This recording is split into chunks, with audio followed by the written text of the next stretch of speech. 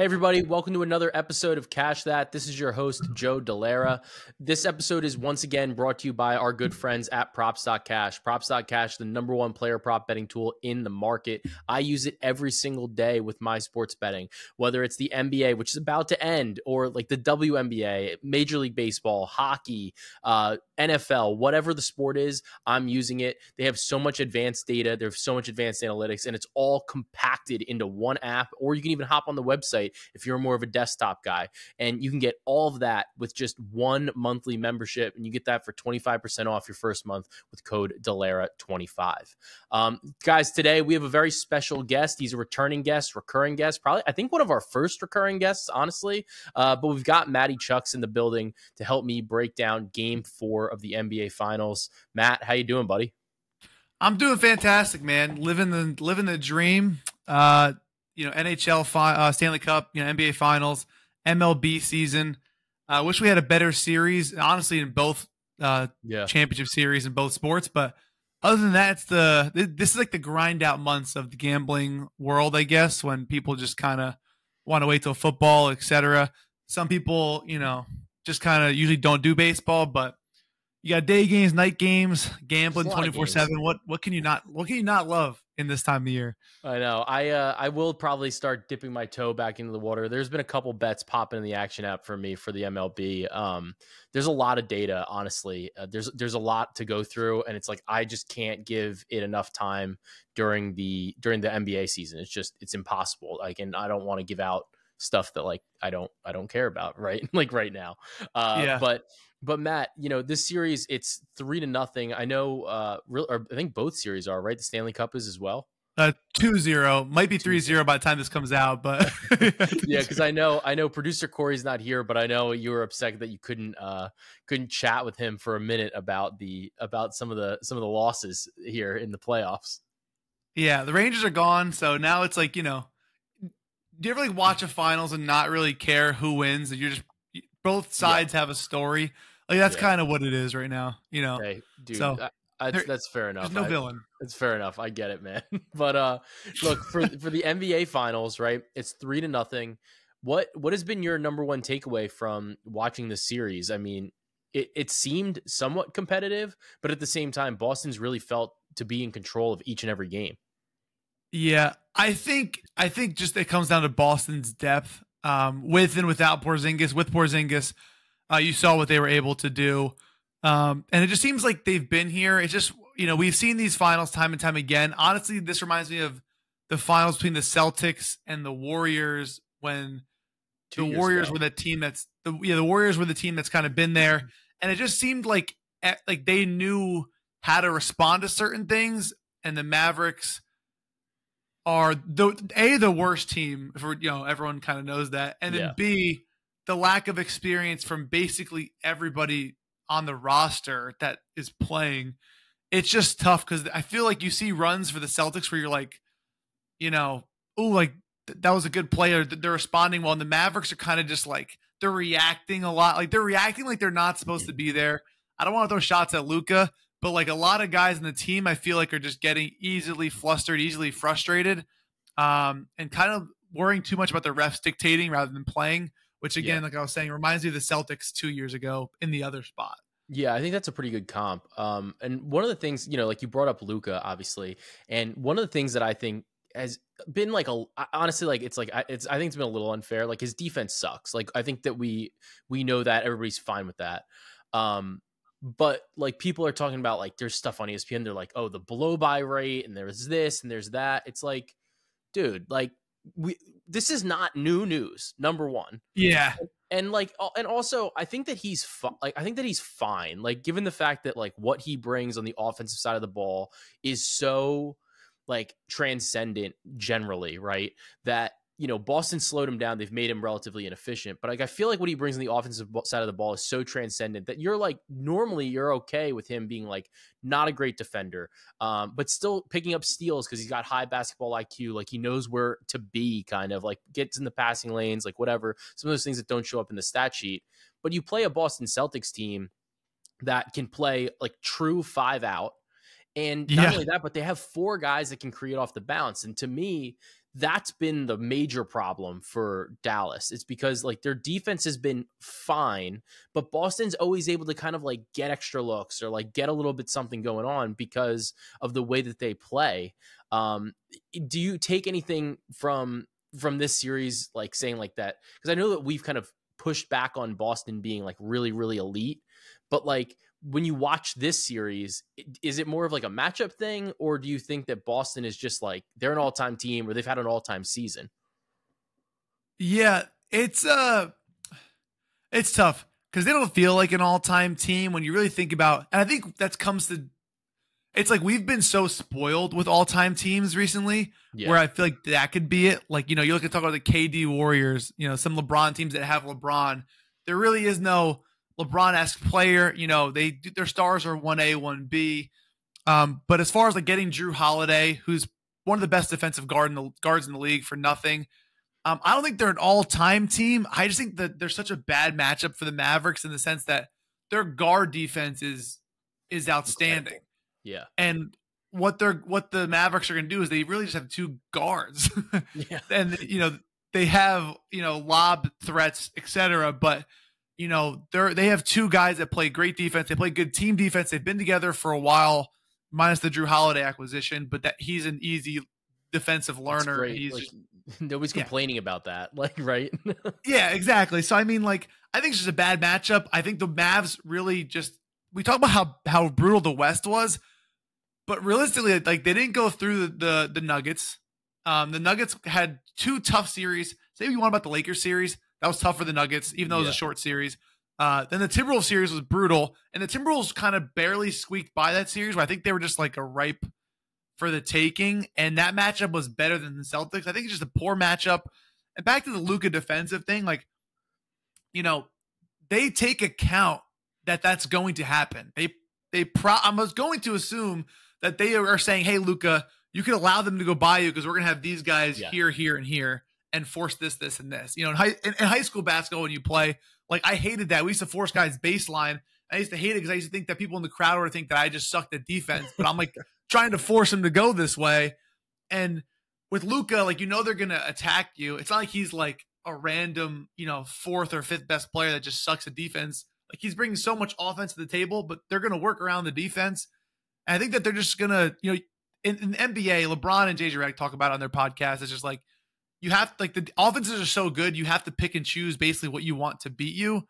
And it just seems like that's the angle where they know that that's where the Celtics are going to attack from. And they're just like, I saw them adjust late last game 3 where they came back, but they really looked like the Celtics were struggling in that fourth quarter early on, where they get to kind of run. Yeah. They'd get to the free throw line and they couldn't really get anywhere else. And it was either you got to hit a decently tough contested 3 from the corner or like a contested mid-range jumper from, you know, Jason Tatum or Jaylen Brown, which is tough to get to. They played sort of like a zone-ish type a move they did. And, you know, and that's kind of the same thing happening. You're going to, you can only let people, you know, go in front of you or pass you so many times. You're going to lean into a certain spot. As long as the defense is playing team defense on that spot, it shouldn't be an issue. I just think the media overhypes it because it's easy to talk about. It's a good talking point. Yeah. And I think, like, for Dallas's offense has really, to me, it really hasn't been the Dallas defense that's losing them the games. I think the defense could maybe like tighten up on a couple things. Like, number one, I mean, for one thing, like, Boston's getting every 3. Like, they're taking so many fucking threes. Like, they're outscoring Dallas by 21 points a game from beyond the arc. That's insane. Like, right. So, and it gives you such a big cushion, but a lot of it is like the defense is, I think, just doing what they can do with the personnel that they have. Like, they don't have guys that can go out on the perimeter and like cover every single player. When you have 4 guys that can create off the bounce, and a guy like Porzingis or Al Horford even that, you know, can post up at the nail, and it creates a disaster for everybody. Right. So, you know, when you have that, and then you have younger guys like Derek Lively. I didn't even realize this. Derek Lively is the youngest player to ever play in the NBA Finals. And they're looking at him saying Derek Lively is like the 3rd best player on the team. And he's the youngest player to ever play in the NBA Finals. Like, he's going to make mistakes. There's just things that he's never seen. The speed is a lot faster. With Derek Lively, do you think that, like, inserting him into the starting lineup is the last adjustment that Dallas can really make, because I don't know what else they really have, like personnel wise. They went 12 deep, I think, last game. Tim Hardaway Jr. was ass. Exum maybe should play a little bit more, but like they don't have a lot left, I feel. Yeah, at this point you have to do something. Like what's going on isn't working. At this point I would just start throwing something crazy. Like change something up, throw something, see if the Celtics can adjust. Because what do you have to lose the NBA Finals? Like, at this point you're down you're down 3-0. Like what's working is, it's so tough because the Celtics are going to make their threes. We're in a threes era. Like the Mavs have to take more threes, and that's not really Kyrie's game. So like you have to space out with shooters and just hope for the best. Like in my opinion, you just have to. At this point, like, you're gonna have to match offense with offense, because what they're doing right now is, like, you're right, they're so limited. It's like, what other wrinkle can you make in this scheme that's gonna flip the script? Yeah, and the thing is too, like Dallas has a lot of guys that can't create their own shot. Like PJ Washington, not known for creating his own shot. Maxi Kleber, not known for creating his own shot. Gafford is just a lob goblin. Derek Lively is another lob goblin. And then like what else are we working with here? Because like Hardy dribbles a little bit too long. He takes a little bit too long to process, but that's the other thing. He's a young kid. And then, you have Luka, you have Kyrie. There just seems to be like a void here where they just know that they can just cut off the air to Kyrie and Luka, double them, whatever. And as long as the help defense is close enough, Dallas just can't get anything going on, because the decisions are not crisp. They're not used to making those calls. And that seems to be what's stopping them from finding a lot of success, I think, in this series. And like especially because they don't have the cheat code of the corner three. Like they were leading the league in corner three attempts throughout the course of the postseason. Now they're not taking any, like really, like they're at 4%, which is lower than any team by about 2% during the playoffs, right? Like that's the difference in terms of the percentile anyway. So yeah, it's pretty significant to me. I don't know, like, what do you think is an actionable take here, for this game? Given the fact that like Dallas might do some funky shit, I think it gets to be a little bit more confusing, and how to handicap what exactly they're going to put out there on the court.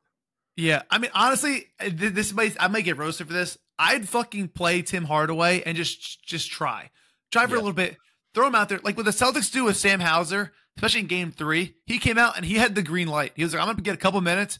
My job is to shoot a couple threes. If I make a couple, keep shooting. If not, I know my ass is on the bench in a couple minutes anyway. Like, but the Mavericks don't have guys like that can just give them a three that's kind of just pulled up from himself or semi-created by somebody else. Like, they're not taking threes unless there's a Luka or Kyrie drag a defender over and they are wide open. Yeah. And that's not going to win you games in this league, especially when it seems like the officials have cracked down on Luka going to the paint, and the normal calls that he gets, he's not getting, which is why I understand why he's complaining, because he got that all season long. But now I guess they're like, it's the NBA Finals, we're going to play a little more rough. Yeah. And it's a tougher adjustment, because I even saw I think it was the first quarter, he got the defender and he pulled his arms up and he slapped him on, and and he made it. It would have been a huge and one. They would have been up like 13 to start the game, and they called it on the floor. And it was just like, that was crazy. Yeah, that was ridiculous. And I'm like, how? And he got mad at that. And I'm like, he has a point. Like, I'm ready for the announcers are like, oh, it's on the floor. And I'm like, dude, like they give you this call. Like, sure, it's on the floor, but you're getting that call in the regular season.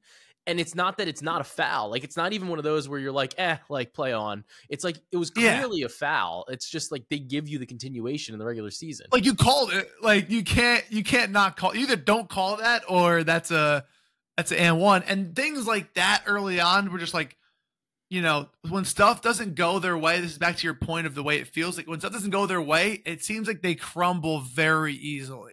Yeah. Which is indicative of a very young team.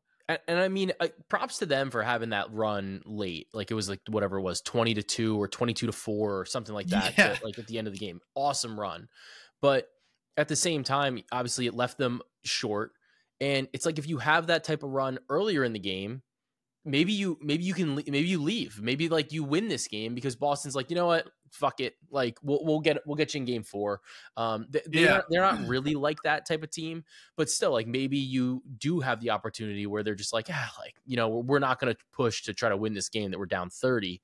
And instead, you know, you have this push late, and obviously, like, you can't always time these things, but looking at this but game, the same thing happened in game 1. Was it game 1 they had a big run like that where they came late. back? They were down like 25, and then they made a push to 8, down 8. Yeah, it's like for nothing. It's like, you know, it's like almost like, you know, too late. It is what it is. Exactly. Because when I look at this too, like, I think that Dallas's offense is what needs like a little bit of juice.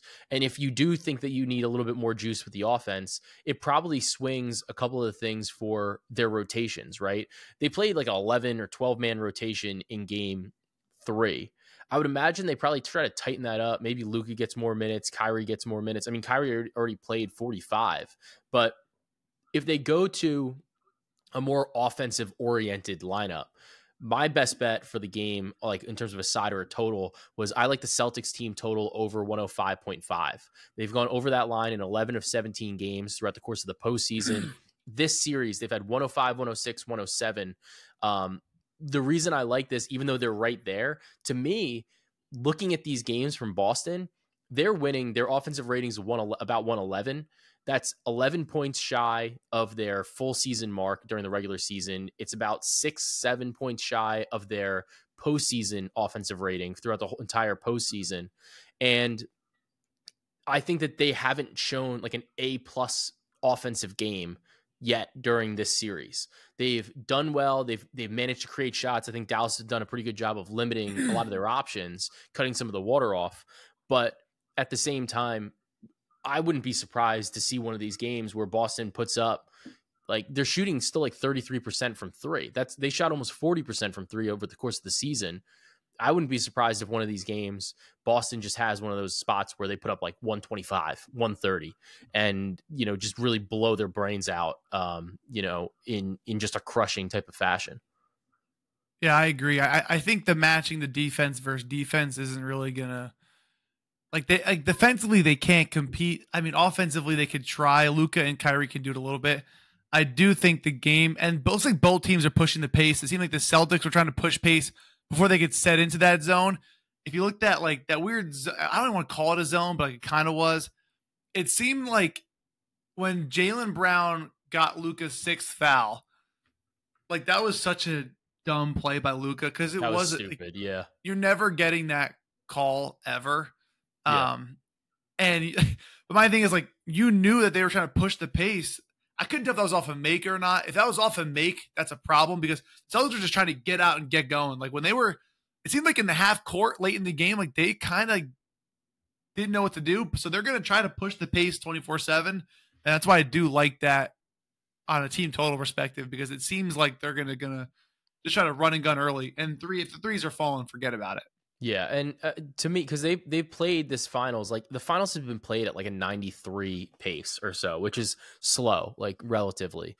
But it just does feel that if Dallas is going to make any adjustment, it's going to be taking some of the defensive players off the floor and trying to put guys that maybe aren't as good defenders on, but then also can, you know, try to get a bucket, something like that. So that was one of my thoughts. That was one of my thoughts for this game, and why I like the over 105.5.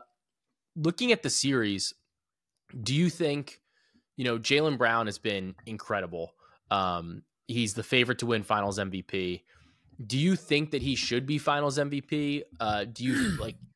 I know like some of the discourse has been a little bit all over the place. Brown has seemingly been the most consistent through 3 games.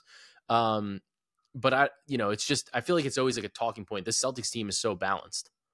Yeah, I honestly think Tatum can still win it. I think this game 4 holds a lot of weight, because you look at the stats, right? I think Jaylen Brown's averaging 24. I can have it right here, actually. 24.3 points a game, 5.7 assists, and 6 rebounds.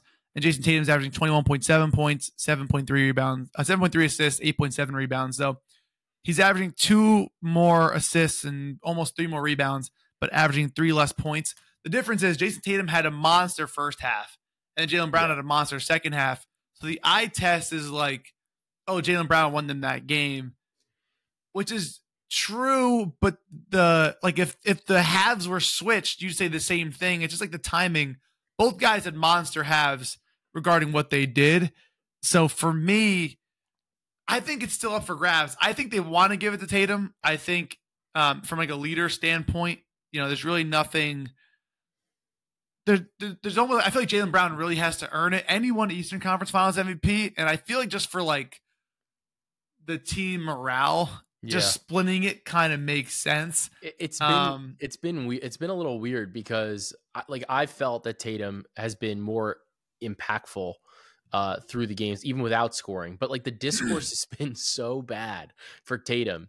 It makes me a little nervous. It's like rebounding, right? Porzingis is out. Tatum has to rebound more. Tatum has to take on more, from like guarding, the lobs and defensively. Jaylen Brown is a good defender, but he's kind of in a situation where he's allowed to take those chances on steals and things, and he kind of gets switched around to some guards or a small forward or two.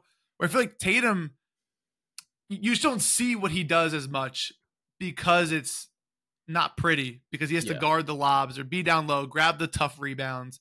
Like if you took Tatum off the team as opposed to Brown, like if you took one of I think they're probably not in the finals still, like regardless, but like I think that they're probably having more problems without Tatum than without Brown. I agree. Based on what he brings to the table. But looking at this game in game 4, I kind of wanted to bet into this idea that Tatum, I think isn't going to roll over on it. And he's going to want to try. And I don't want to bet finals MVP Tatum. I know the number's plus 245 or so. But I probably bet his points. That's what I was thinking. So one of the things that I like actually is without Porzingis, because I think that we should assume that Porzingis is not going to play. They're up 3-0. Yeah, there's no reason. There's just no reason for him to play. I can't really understand a scenario that he would play, right? No. For me, Tatum in the first quarter without Porzingis changes his rotation, and he generally sees the entire first quarter when he doesn't play with Al Horford, and when he doesn't play with Porzingis. Instead of playing about 9 minutes, he plays the entire first quarter, and he sees a significant uptick in those minutes. So for me, I'm looking at Jason Tatum over 6.5 first quarter points. I think the line's too low. He had 13 last game in the first quarter, started off really hot, got the ball rolling, and I think that was super important. Additionally, he averages 9.5 per game in the first quarter without Porzingis during the playoffs, 82% hit rate on the 66.5 points in the first quarter. So I like that. And then I think if you wanted to look at the whole game, 30 plus is plus 145, 35 is plus 420. To me, I don't see a scenario where he can win finals MVP without scoring 30, 35 points. So to me, that's a little bit more stable of a market.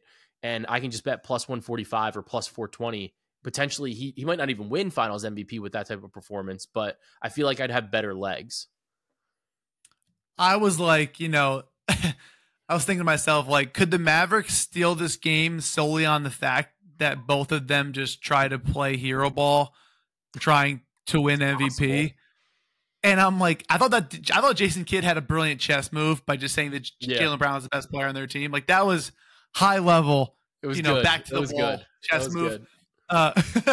But I'm just trying to think. I feel like it might be a little weird in that they're both not going to come out and say it, obviously, or whatever. But it may be pretty obvious. Maybe Tatum's grabbing a couple boards. If Tatum gets a triple double, I might bet that, because if he gets triple double, he has to win it. Yeah, in my opinion. And triple double is fun too, because triple double, I think 17-1 or so out there in the market right now. That is or 16-1 at FanDuel right now. So that could even be an angle too, if we want to try to construct a little bit of a parlay. One of the things that I was surprised about too was Tatum and Brown are actually both leading Luka in potential assists per game. They're almost the same. Tatum and Brown, and I was shocked by that. And if you want to bet a little bit of a bomb, Jaylen Brown is 14-1 to be the single game assist leader. Wow. I think that is possible. I think it's still unlikely, but I think it's possible. And it could be like it. I think it's a different like angle too. Like if you're like, well, like I think Brown probably wins, or he maybe is able to stave Tatum off. It could be from like a big assist game where they're like, oh, like he's doing this too. That could even be a way to look at it that way. Yeah, no, I agree. And honestly, like there's so many angles on like what to do from the Celtics side, honestly, where I feel like obviously because it's working, Yeah. you know what they're gonna try to do. So I'd probably stay away from a lot of things on the Mavericks side of the ball just because you don't know what they're gonna do. The only bet that I have for the Mavs is I tweeted out a little bit earlier, but I have Luka Doncic 8.5 first quarter points. He's averaging about 13 first quarter points after a loss this postseason. He's hit the line in 5 of 7 games. Misses are both at 8, and he scored 13 in games 2 and in 3. So he's going to keep getting that shot, the pain-killing shot. So I think that, given the fact that he got a little extra rest at the end of the fourth quarter when he fouled out, maybe he's a little bit fresher here to start game 1. So I grabbed the over 8.5 first quarter points. I think 9.5 is fine as well. You could take some alts. I would take it honestly up to like 12 plus, something like that. Yeah, no, I like that a lot. I think the first quarter, I mean, especially back to as far as like numbers aside from what he's been doing, like back to the wall, the way he played last game, I just think he's going to go out and just get his. Yeah. I mean, they're kind of allowing him to in a way where he is getting a lot of, tough, contested shots, but not shots that Luka can't make. And I feel like they've been very good at denying a lob. 100%. As far as, you're not going to stop at 100%, but as far as trying goes. 100%. All right. So what do you like for, let's try to do a little bit of a parlay here for game 4. Is there a leg that you like for this? I do like the Tatum stuff. I like Tatum on the first quarter points a lot. I think I could put that in. It's at 6.5 right now at DraftKings. I think they'll let me parlay it, but we'll see as we go along here. Yeah, I think. Can you do that on FanDuel? Can you parlay it or no? FanDuel won't let you do the first quarter. It's so dumb. That's annoying. Well, I definitely would do Luka and Tatum, honestly. I could do that, and I'd probably do both. Oh, those don't. I've been doing Derek White. They don't even let you. They don't even let. Oh wait, you can do the X points in the first quarter. All right, let's try it this way. Let's do. You got to get around Tatums and 10 Lukas, and they won't let you do that either. This is fucking ridiculous. No, they should. No, I have it. Maybe because I'm not logged in right now. No, I'm logged. You have to go to the SGP though. You can't just do it regular. All right. Yeah, I got plus 310 for 8 Tatum and 10 Luka. That's not bad. Not bad at all. I've been doing Derek White 3 threes as like just a leg to throw in there every game. I'm always down to throw in some Derek White. Dude's leading the series in threes. We gave that out of 5-1. Yeah. So that's actually nuts. That'd be a nice hit. He's got a 2-3 lead on Luka. I'm hoping Luka does. Yeah, if you add 3 threes, that's plus 460. Yeah, you could throw the Jaylen Brown assists in there if you want at 3.5. Yeah, let's see. All right, so we got Tatum 8, Luka 10, Jaylen. How many assists for Jaylen? 3.5. It's 3.5 is minus nice 162. For the builder. And then Derek White 3 threes. Yeah, that's 8-1. Yeah, I like it. If you get out of the first quarter, like say Jaylen Brown even dishes to Tatum. That's the thing. Yeah, you probably pick up one. Yeah. You probably pick up 1 or 2 at least to White or Tatum. I can get into that. I don't know what else you want to add. Should we add in the like a Celtics team total, like over 100? Yeah, can you add that? That only bumps it only over 100. Only like over 99.5 only bumps it to plus 9. If you add, it's because we have a lot of Celtics props. Yeah, if you add in the over 105.5, it's 12-1. So it's not like terrible. Do you think Kyrie has another game or no? I don't know. like he's probably more comfortable playing at home. What are his first quarter points now? You don't like that? I think we're getting heavy. We're getting real heavy on first quarter. Yeah. Like, well, at least you'll know if it's done before. That's true. Let me see. I mean, you could do like I was hoping for like a 20 plus, but I don't think they have that on 20 here. plus. It's it only takes you to 10-1.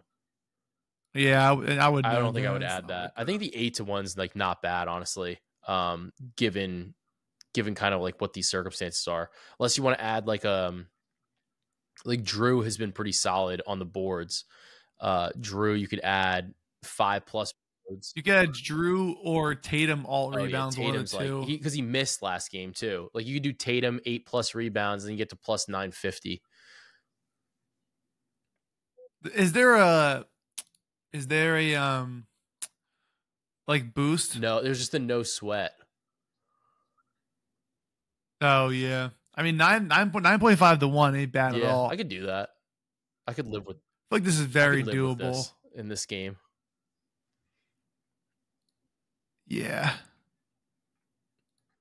Can you add like turnovers? Oh, dude, I love turnover props. Yeah, player defense maybe. No, it's only steals and blocks. Oh, okay.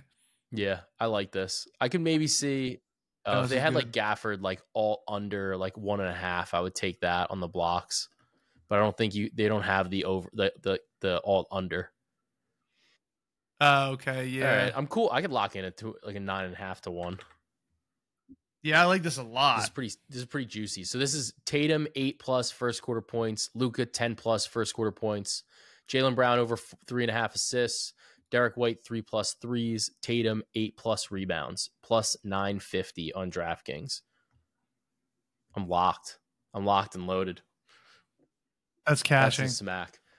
So Matt, is there anything else that you're looking for in this game? I know that this realistically, like this is not the most exciting game to have talked about, just given the fact that like we've seen a lot and it's really been very one-sided. Like, do you think that Dallas can make this a game, or at least one that's worth watching?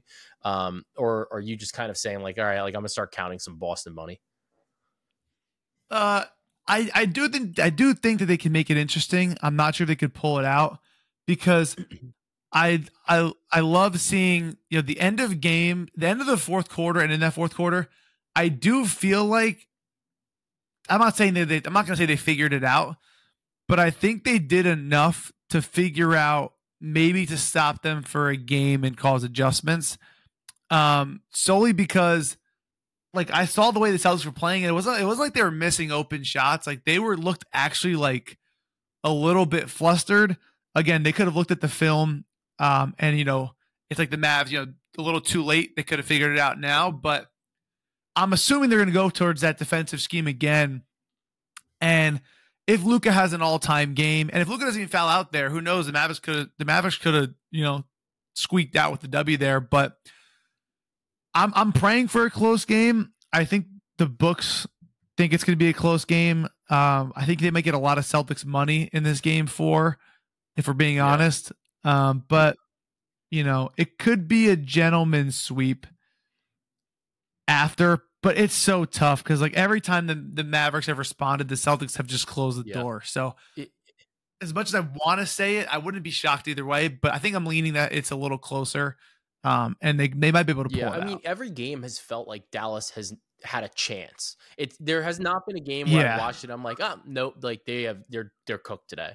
And that's honestly one of the things that I'm worried about, because like we haven't had that game yet, and I'm like, I don't know, like I wonder if this is gonna happen at all.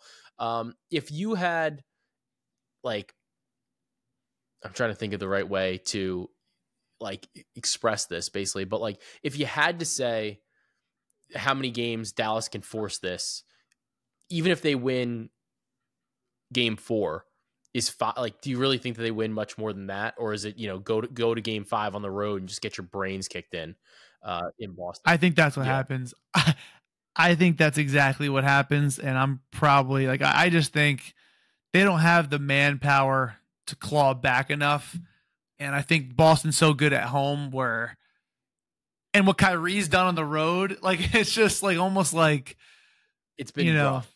I feel like they can get one more and kind of, I think if the Mavericks win one game too, not say they're okay losing, but it's almost like, at least we didn't get swept. Like you can kind of leave the locker room a little, 100%. Whatever. And maybe conspiracy theory, maybe Jason Tatum prolongs the series to try to get his stats up. That would be one way to do it, because if this series goes 6, then, then it gets a little bit more interesting because, Tatum's got an extra game, maybe pop up some of the points, big point game, even in a loss, they might still look at it.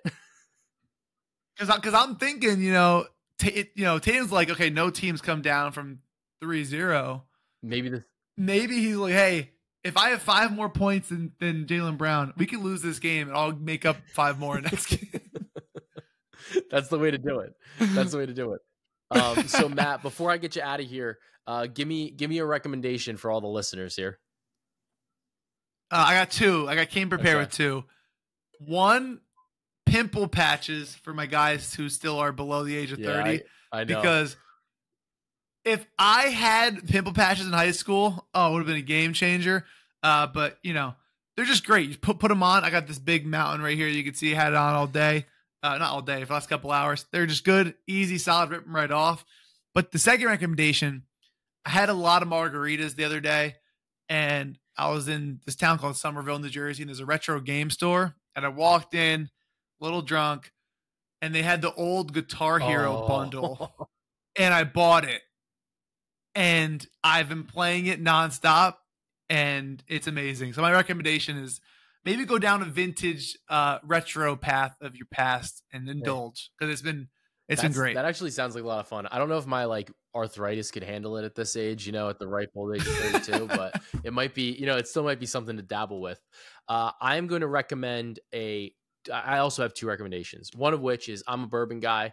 And I recommend looking when you go to a restaurant that has a bourbon list, actually look at what's on the list, because you can find a couple gems in there, for stuff that's a little bit hard to get. Maybe it's a little bit underpriced. I went the other day and I sent the list to longtime listener Vinny Oliva over here, and I was like, yo, anything that stands out. And they had Stag for $10 a pour, which isn't bad. It's just an impossible bottle to find. And then they didn't have it then, so I had to replace it with, I got an E.H. Taylor. And it's just a nice ability to just try to sample something that might be hard to get a hold of. And even if you're paying a little bit of a premium, it's you got to sample it. Now you kind of know whether you think you want to actually go try to find that bottle, pay the upcharge later on. So I got that. Second recommendation is seafood. It's the summer, it's getting to be warmer out. I think that getting a little seafood is great. It keeps you, it's pretty fresh. It keeps you light. It doesn't feel super heavy after you eat it. And, pretty high in protein too. If you eat the crab claws, the fish, whatever, it's keeping you in tip top shape. And one of the other ways that you can stay in tip top shape, at least with your betting, is to subscribe to Props.Cash. And you can get Props.Cash for 25% off your first month with code Dellera25. Look, you want to be able to cut through all the fat. You want to be able to find all the data that you need and have it at your fingertips, whether it's potential assists, rebound chances, whatever. You can get that all in one place. You don't have to go to every different website. You get it all in one app or on the website with Props.Cash, and you get it for 25% off your first month with code Dellera25. So guys, just real quick to recap some of our best bets. We obviously had the parlay that we gave out. You are going to have to I'll pull it for you. Luka, 10 plus first quarter points. Tatum, 8 plus for 8 first quarter points. Jaylen Brown, over 3.5 assists. Derek White, 3+ threes. Jason Tatum, 8+ rebounds. We're also on Luka first quarter points, Tatum first quarter points individually, and the Celtics team total over 105.5. Matt, any parting words here? Absolutely not. I want to be back on soon. Enjoy yourselves and go make some money. Let's continue to cash that.